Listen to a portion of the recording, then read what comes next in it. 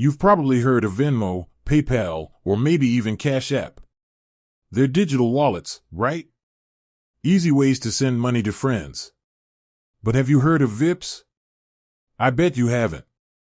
It's a Norwegian app that's quietly dominating the mobile payment scene in Europe. So, here's the burning question: how much money is this little-known app making? Let's break it down. Vips isn't just about sending money to your buddy for that round of beers. It's a full-fledged financial platform.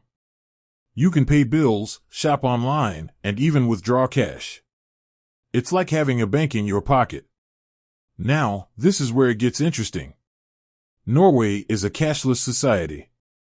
Almost everything is digital. From buying groceries to paying for public transport, people use Vips. That's a massive user base. So, how does Vips make money? Well, there are a few ways. First, they charge merchants a small fee for each transaction. It's like a tiny cut of every purchase made through their app. Secondly, they offer value-added services. Think about it as extra perks. For instance, they might partner with banks to offer savings accounts or loans. Each of these services can generate revenue. But here's the kicker: Vips is owned by a consortium of Norwegian banks.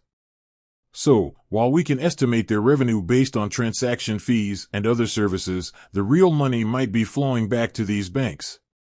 It's like a closed ecosystem, generating wealth within the Norwegian financial industry. Now, you might be wondering, why doesn't Vips expand to other countries?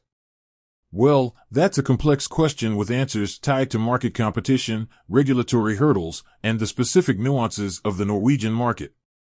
So, while we can't give you an exact figure for Vips revenue, we can paint a picture of a highly profitable business operating in a unique market.